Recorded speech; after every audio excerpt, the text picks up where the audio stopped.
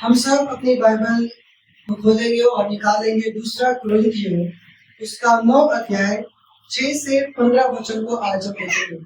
दूसरा कुरिन्थियों अध्याय 9 उसके 6 वचन से 15 वचन। और मैं आप सभी से निवेदन करता हूँ कि आप सभी परमेश्वर के वचन के पढ़े जाने के आदर में अपने स्थानों पे खड़े हो जाएं। दूसरा कुरिन्थियों अध्याय 9 उसके 6 वचन से 15 वचन को आज के इस दिन में हम देखेंगे।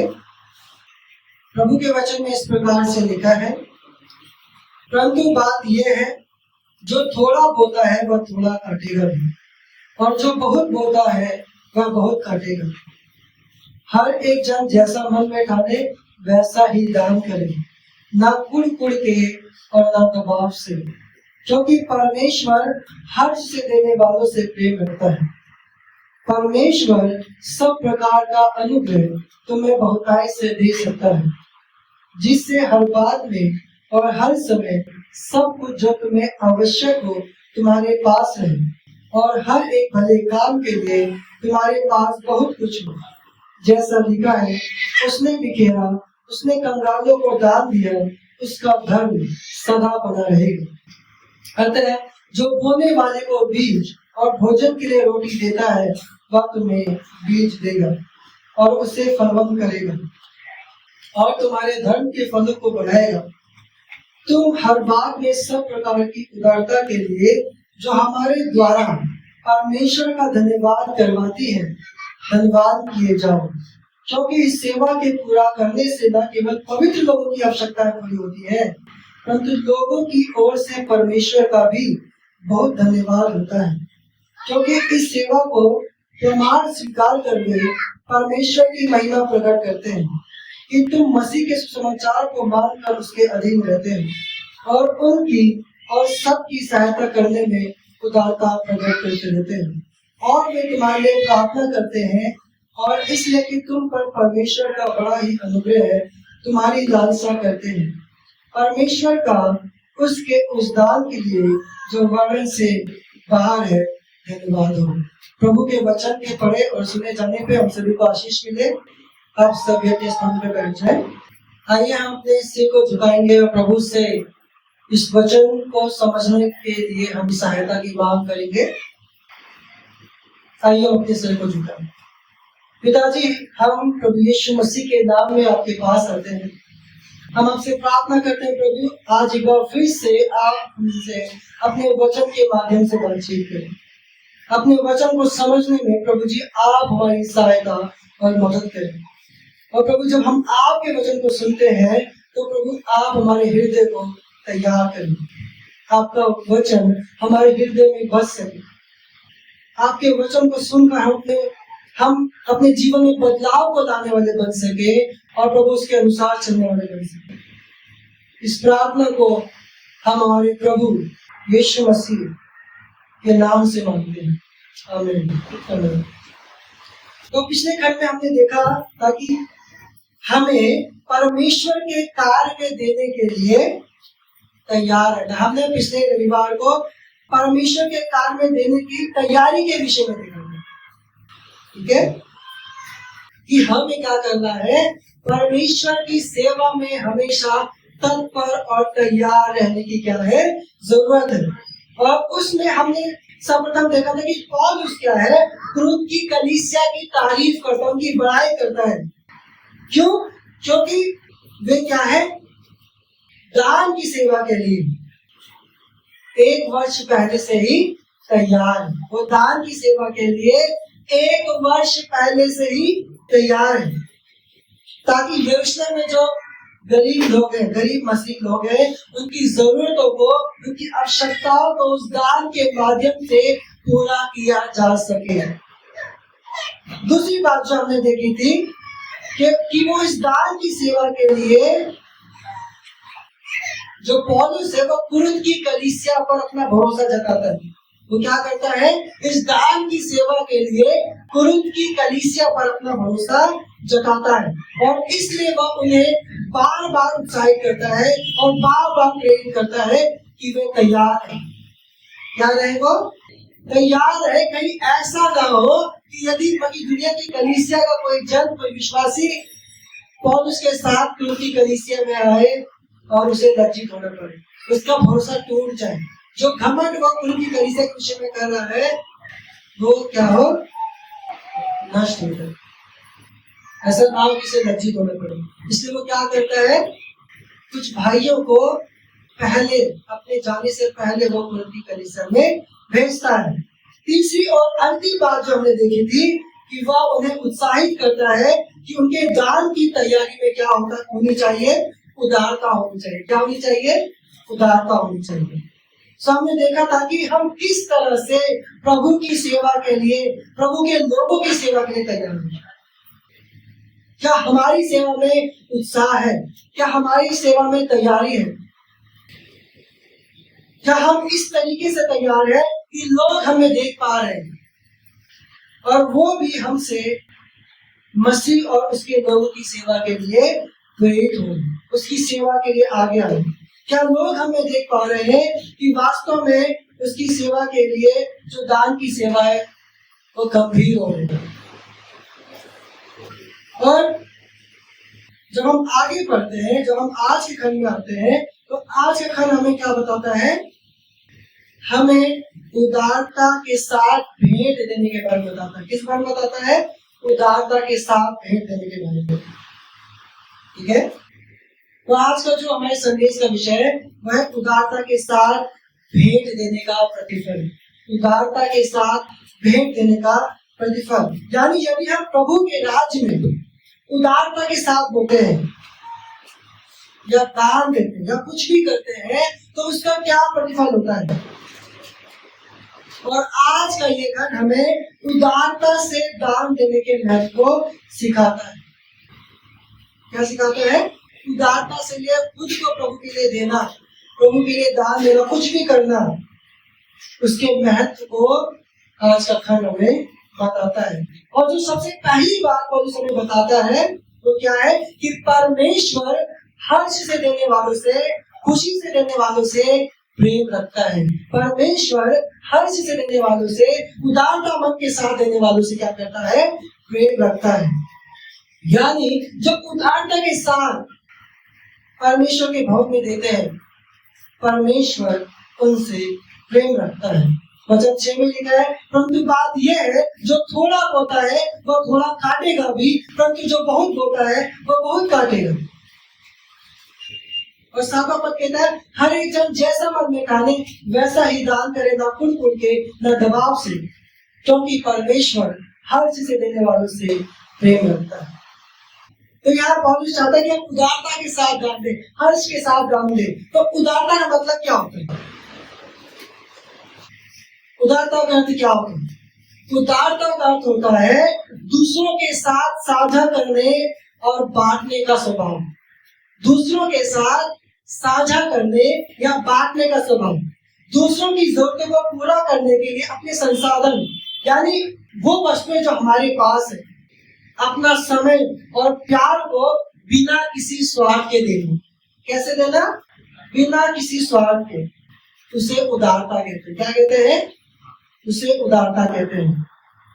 ये एक ऐसा गुण है जो व्यक्ति को न केवल अपनी संपत्ति बल्कि अपनी भावना और अपनी आत्मिक ताकत को भी दूसरों की भलाई के लिए समर्पित करने की प्रेरणा देता है। ये एक गुण है, एक क्वालिटी है, ठीक है, ये एक स्वभाव है जो दूसरों के लिए खुद को समर्पित करना होता है।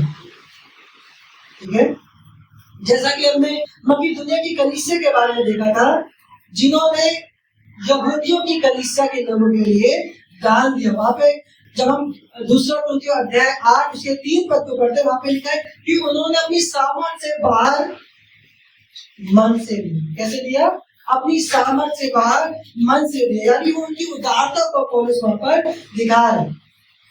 और जब हम यहाँ 6 पद को पढ़ते हैं तो वहां एक बीज बोने वाले का चित्र है। किसका चित्र है, बीज बोने वाले का, खेती करने वाले का। ठीक है, हम में से बहुत से लोग किसान फैमिली से आते हैं, किसान के परिवार से आते हैं। जब हम गांव जाते हैं, हम में से कई लोग गांव भी जाते हैं धान की कटाई करने, ठीक है, फसल की कटाई करने। तो यहाँ भी क्या है, एक बीज बोने वाले का, एक खेती करने वाले का क्या है, एक चित्र है जिसके द्वारा से पुलिस हमें समझाता है कि हमें कैसे दान देना है, हमें कैसे दान देना, हमें खुद को प्रभु की सेवा के लिए कैसे देना है। यहाँ सिर्फ दान को लेकर नहीं हम चल सकते, है कि हमें खुद को भी कैसे प्रभु के लिए देना है। और जैसे हमने पढ़ा भी वहां पे क्या लिखा है, बोने जो जैसा बोएगा वैसा काटेगा, जो कम बोएगा वो कम काटेगा, जो ज्यादा बोएगा वो ज्यादा काटेगा। तो यहाँ बोने वाला कौन है? जो परमेश्वर के लिए दान देता है, जो परमेश्वर की सेवा के लिए आगे आता है, जो किसी भी तरीके से परमेश्वर की सेवा में अपना योगदान देता है। और यदि वह थोड़ा योगदान देता है तो उसका प्रतिफल भी क्या होगा, थोड़ा होगा। परंतु यदि वह उदारता के साथ देता है, हर्ष देता है, तो उसका प्रतिफल भी क्या होगा, अधिक होगा। तो ये प्रतिफल क्या है, वो फल क्या है, वो फसल क्या है जो वो उसे काट रहे, ठीक है। क्यों इस वचन का बहुत से लोग गलत इस्तेमाल करते हैं, क्या करते हैं, गलत इस्तेमाल करते हैं, लोगों को सिखाते हैं, ठीक है, वो लोगों को उत्साहित करते हैं, यदि आप परमेश्वर के भवन में सो दोगे तो आपको 200 देंगे, जो कि गलत शिक्षा, ऐसा नहीं, ठीक है। पौलुस हमें बताता है कि इसका फल क्या है। जो पहला फल है वो क्या है, जो हर्ष से देता है परमेश्वर उससे प्रेम रखता है, जो हर्ष से देता है परमेश्वर उससे प्रेम करता है। इसलिए पौलुस यहाँ पर क्या करें, उनकी कलीसिया को आज्ञा दे रहे और हर एक उस व्यक्ति को आज्ञा दे रहे जो दान देता है। वो कहते हैं कि हर एक मनुष्य, यानी पौलुस सबको इंक्लूड कर रहे हैं, वो सबके लिए जो मसीह में विश्वास करता है उन सबको संबोधित कर रहे हैं। वो क्या कहता है, हर एक मनुष्य जैसा मन में ठाने वैसा दान करें। यानी पौलुस चाहते हैं कि हम जब परमेश्वर के भवन में आते हैं तो हम पहले से तैयार हो गए, मन में ठान क्या है कि हम प्रभु के भवन में इतना देंगे, आज हम प्रभु के भवन में ये सेवा करेंगे, ठीक है।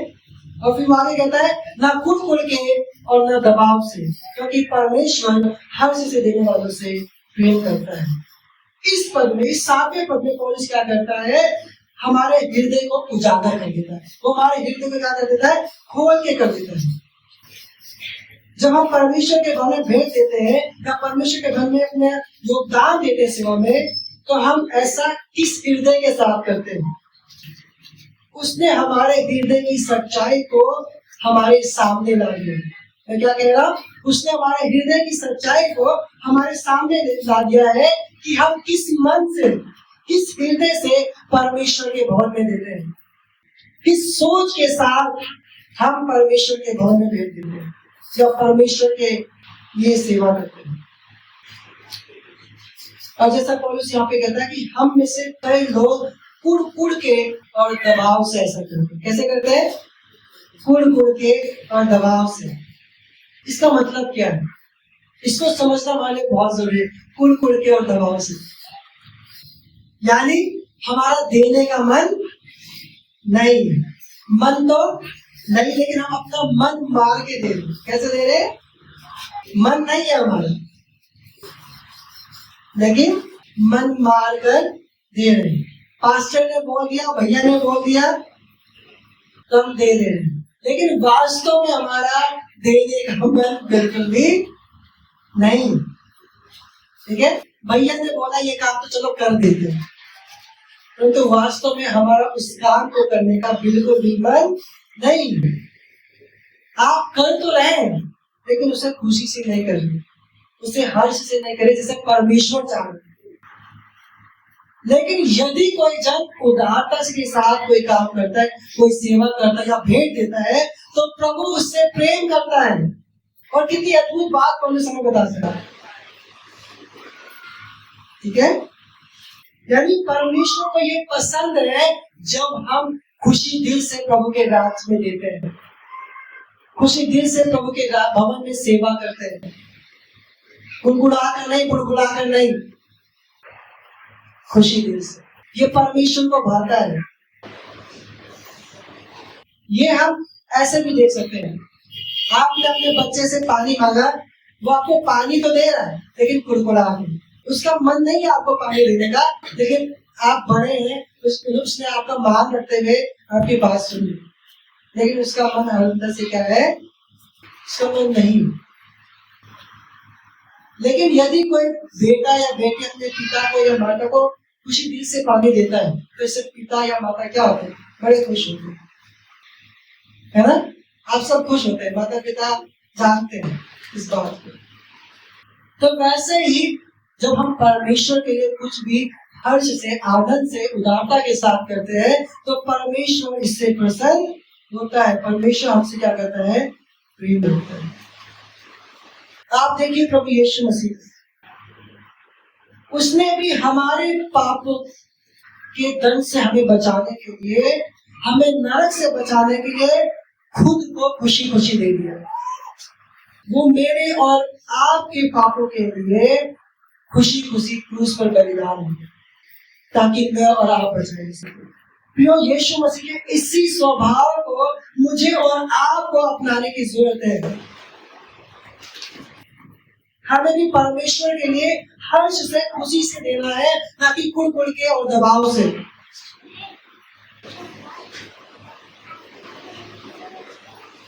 जो कुछ भी हम प्रभु के राज्य में करें उसे हर्ष से करें, आनंद से करें, क्योंकि परमेश्वर इससे प्रसन्न होता है, क्योंकि परमेश्वर इससे प्रसन्न होता है। दूसरी बात जो पौलुस में बताते हैं कि जब हम परमेश्वर के राज में देते हैं तो परमेश्वर को सब कुछ देगा जो हमें जरूरत है। परमेश्वर हमें सब कुछ देगा जो हमें आवश्यकता है जिसकी, ठीक है। परमेश्वर ऐसे व्यक्ति को जो हर्ष के साथ बोलता है, उसे वह सब कुछ देगा जो उसके लिए आवश्यक है, जैसा कि हम 8वें पद में देखते हैं। वहां पे लिखा, परमेश्वर सब प्रकार का अनुग्रह तुम्हें बहुतायत से दे सकता है, जिससे हर बात में और हर समय सब कुछ जो तुम्हें आवश्यक हो तुम्हारे पास है, और हर एक भले काम के लिए तुम्हारे पास बहुत कुछ है। तो पिछली बात में हम प्रतिफल के बारे में बात करेंगे, ठीक है। हमने देखा कि जो जैसा बोएगा वैसा काटेगा, जो थोड़ा बोएगा वो थोड़ा काटेगा, जो ज्यादा बोएगा वो ज्यादा काटेगा, ठीक है। और यहाँ एक और प्रतिफल की बात पौलुस कर रहे हैं। यहाँ प्रभु की क्या एक प्रतिज्ञा है, यदि आप परमेश्वर के लिए देंगे तो प्रभु आपका ध्यान रखेगा, प्रभु आपकी जरूरतों के बारे में ध्यान रखेगा, वो आपकी जरूरतों को पूरी करेगा, चाहे आप कैसी भी परिस्थिति में क्यों ना हो, प्रभु आपका ध्यान रखेगा। और क्यों परमेश्वर ऐसा करेगा? ताकि हर एक भले काम के लिए तुम्हारे पास बहुत कुछ है। प्रभु ने हमें कुछ दिया है तो लोगों की भलाई के लिए। यदि प्रभु ने आपको धन की आशीष दी है, जब हम मत्ती अध्याय 7 से देख रहे थे कि अपना धन कहाँ इकट्ठा करो, तो वहां पे अपने क्या सीखा कि जो प्रभु ने हमें, धन बुरा नहीं है, धन की आशीष बुरी नहीं है, लेकिन क्या हम उस धन को प्रभु की सेवा के लिए देंगे, प्रभु के राज के लिए, ताकि प्रभु का राज बढ़े। प्रभु ने अगर आपको धन की आशीष दी है तो प्रभु चाहता है कि आप अपने धन से, और सिर्फ धन ही नहीं, अपनी योग्यता से, अपनी काबिलियत से, अपने टैलेंट से, अपनी क्षमता से प्रभु के राज की महिमा के लिए काम करें, प्रभु की राज की महिमा के लिए दें, उसका इस्तेमाल करें, ठीक है। यानी परमेश्वर हमें वो सब कुछ देगा जिससे हम भलाई के काम कर सके। जैसे 9 पद में लिखा है, उसने बिखेरा, उसने कंगालों को दान दिया, उसका धन सदा बना रहेगा।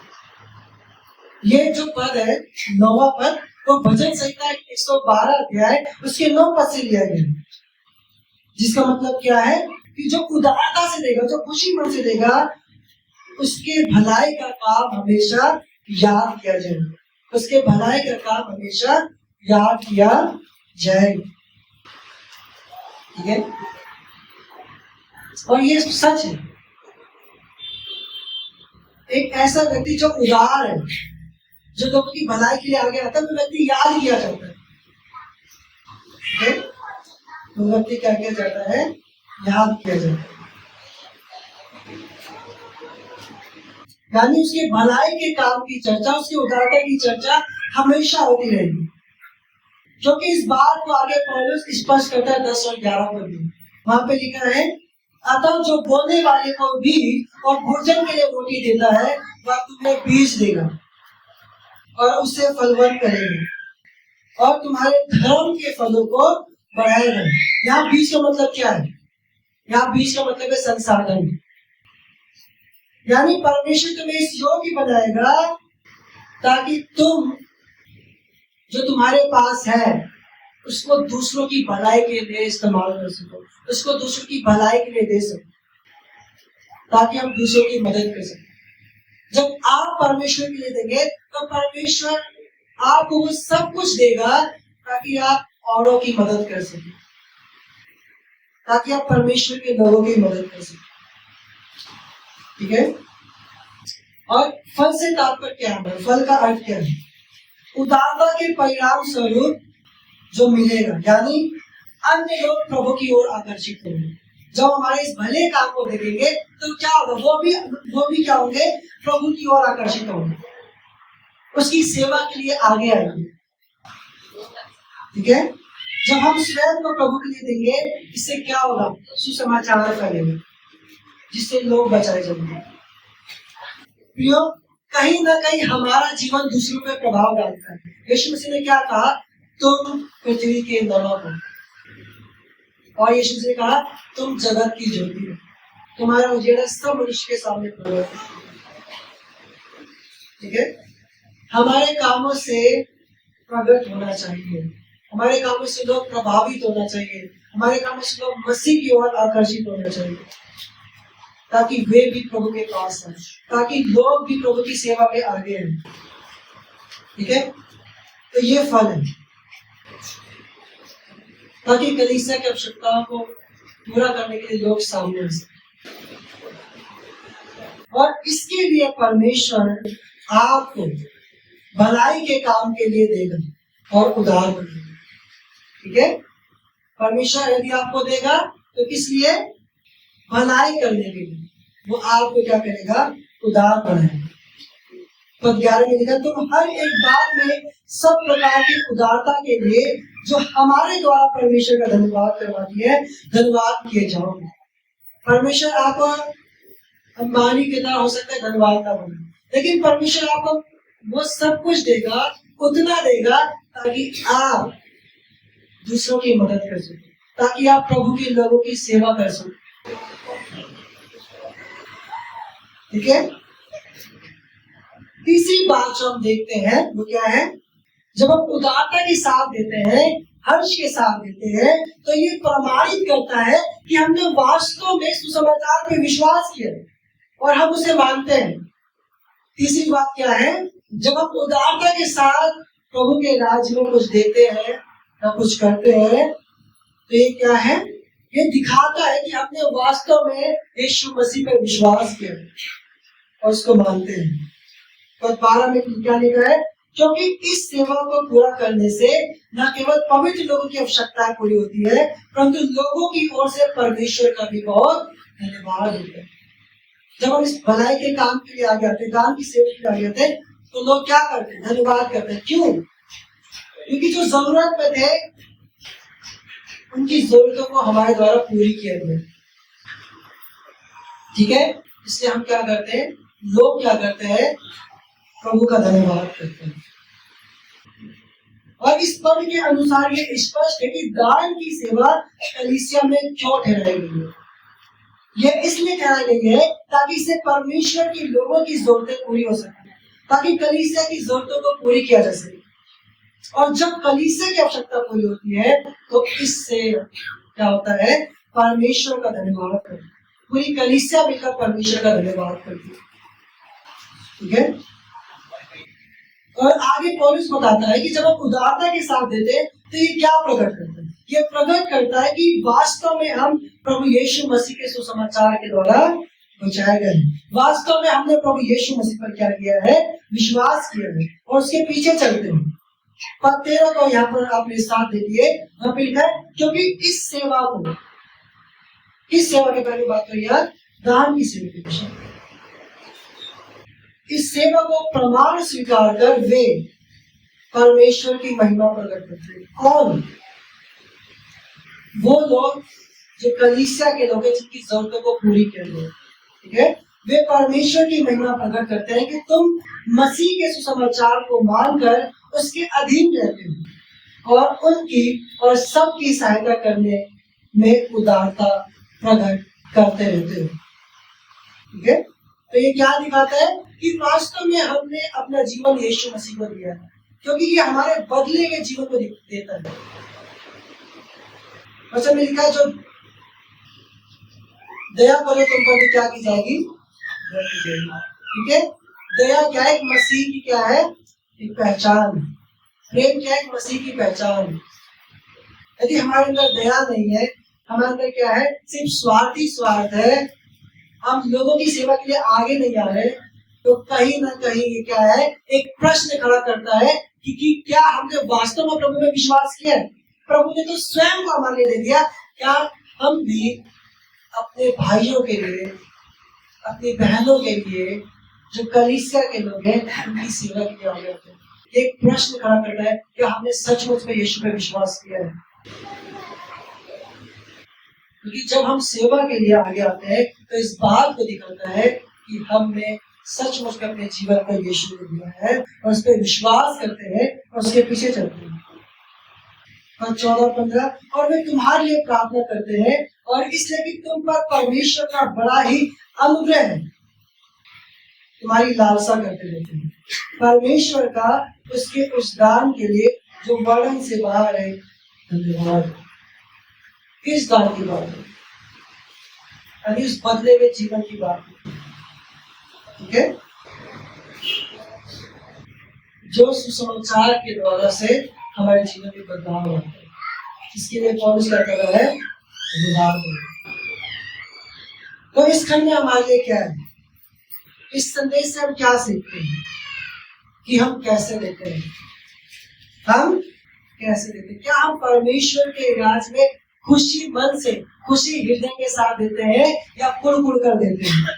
या कुछ भी हम प्रभु के भवन में करते हैं तो किस मनसा के साथ करते हैं?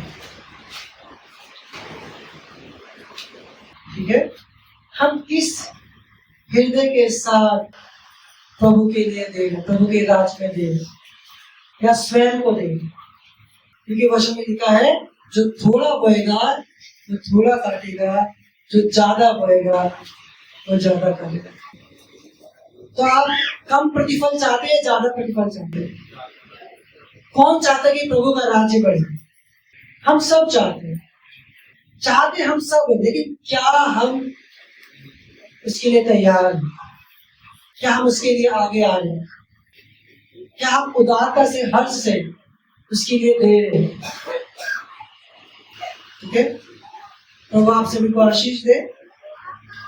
आइए हम प्रार्थना के साथ समाप्त करेंगे। पिताजी, हम आपका धन्यवाद देते हैं आपके सुंदर वचन के लिए, जिसने हमें सिखाया कि हमें किस प्रकार से आपके राज्य में उदारता के साथ, हर्ष के साथ देना। क्योंकि परमेश्वर, हमने सीखा है कि परमेश्वर आप हर्ष से देने वालों से प्रसन्न रहते हैं।